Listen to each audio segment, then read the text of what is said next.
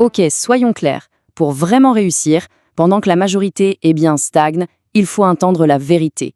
Pas la version édulcorée, celle qui fait du bien à l'ego, non. Je parle de la réalité, la brute. Ces vérités, ce sont celles que la plupart des gens fuient, mais que le top 1%, lui, applique. En silence. Alors oui, ces 10 vérités, elles vont être inconfortables, elles vont même piquer un peu, c'est sûr.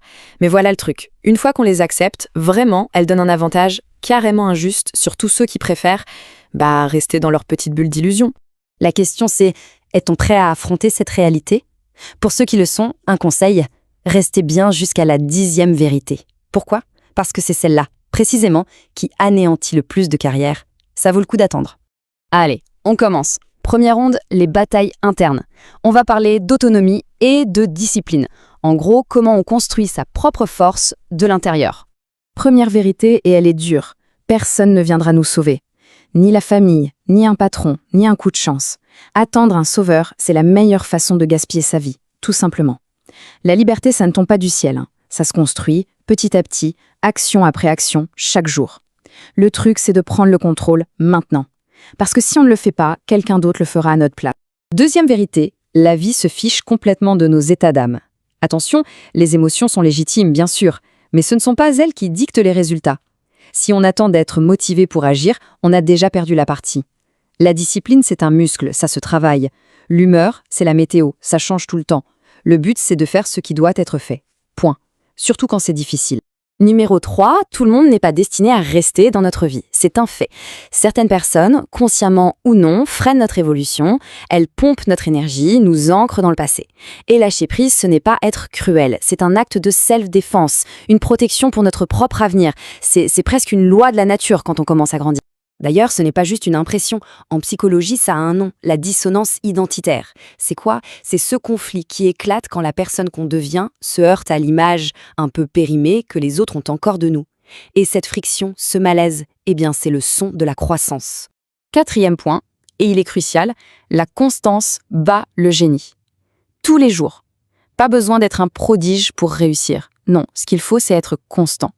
Le succès, ce n'est pas le coup d'éclat, le sprint d'un jour. C'est le marathon. C'est se pointer chaque jour, faire le boulot, même quand personne ne regarde. Le talent, c'est l'allumette. La discipline, c'est le brasier. Bon, la 5e vérité, elle secoue. On est à la fois le problème et la solution. Oui, le système est peut-être bancal. Oui, des gens nous ont peut-être fait du mal. C'est une réalité. Mais blâmer les autres, le monde, l'univers, ça ne mène nulle part. C'est une impasse. Le seul chemin pour reprendre le pouvoir, c'est de prendre l'entière responsabilité de sa vie. Oui, même pour les trucs qu'on n'a pas choisis. C'est un peu ce que dit Jordan Peterson. Assumez vos sacrées responsabilités et vous trouverez du sens. Et c'est exactement ça. Cette prise de contrôle radicale, c'est la clé. C'est ça, la vraie liberté. Ok, on a posé les bases internes. Maintenant, on passe aux stratégies externes. Comment on navigue dans le monde une fois qu'on est solide à l'intérieur ? Vérité numéro 6. On répète des schémas. On ne fait pas juste des choix. Cette erreur-là, celle qu'on refait encore et encore, ce n'est pas un hasard. C'est un schéma inconscient. C'est une sorte d'autoroute dans notre cerveau. Et tant qu'on n'allume pas la lumière dessus, ce schéma va tourner en boucle, encore et encore. L'enjeu, c'est de briser ce cycle, avant qu'il ne devienne notre destin. 7e point, notre valeur augmente quand on résout de vrais problèmes. C'est simple, les gens respectent et paient ce qui apporte des solutions. Alors arrêtons de chercher à être aimés, cherchons plutôt à être utiles, indispensables. Comment ? En apprenant des compétences rares, en s'attaquant à des problèmes que les autres évitent. C'est là que se trouve la vraie valeur. Numéro 8. Une observation un peu brutale. La plupart des gens ne pensent pas par eux-mêmes. Vraiment. La majorité copie, suit les tendances, répète les opinions du moment. Elle suit le troupeau. Le simple fait de commencer à questionner les choses, d'observer au lieu de juste parler, de tracer son propre chemin, ça nous place instantanément, mécaniquement, au-dessus de la moyenne. Encore une fois, la psychologie a un terme pour ça, la pensée de groupe. C'est ce phénomène un peu fou où le besoin d'être d'accord avec les autres, de ne pas faire de vagues, devient plus fort que la logique. Et c'est comme ça que la majorité finit par suivre le mouvement, souvent sans même réfléchir. Numéro 9, et elle est très actuelle, notre présence en ligne définit qui l'on devient. Scroller à l'infini, comparer sa vie aux vitrines parfaites des autres, ça bousille littéralement notre cerveau. Ça détraque notre système de dopamine. Il faut être intentionnel. Choisir de suivre des contenus qui nous élèvent, pas ceux qui nous anesthésient. Parce que notre attention, aujourd'hui, c'est notre bien le plus précieux.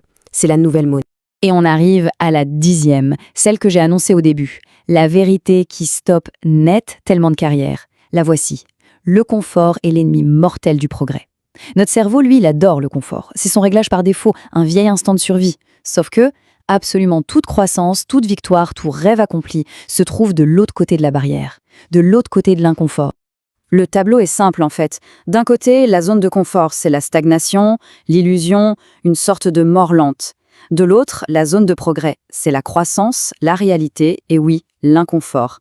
Donc, si on se sent un peu mal à l'aise, si ça frotte, si c'est difficile, c'est probablement un excellent signe.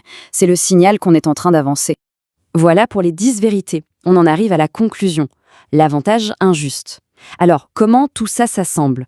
Eh bien, en acceptant ces réalités, on commence à voir le monde différemment. On pense plus clairement, avec beaucoup moins d'illusions. Mais la vraie question, c'est « est-on prêt ?» Tout le monde veut le succès, c'est facile de le dire. Mais combien sont vraiment prêts à regarder ces vérités en face ? Et surtout, à les appliquer ? La différence, elle n'est pas dans le désir, elle est entièrement dans l'action. Et c'est ça, finalement, l'avantage injuste. C'est tout simple. C'est accepter la réalité, brute de décoffrage. C'est penser plus clairement. Et c'est décider de dépasser l'ancienne version de soi-même. C'est tout. Alors voilà, si au moins une de ces vérités a fait tilt, a résonné, ne vous contentez pas d'hocher la tête. L'information sans action, ça ne sert à rien. Le vrai changement, c'est de passer de « ah ouais, c'est vrai » à « ok, je fais quoi maintenant ?» Même une toute petite action, c'est ça qui démarre tout.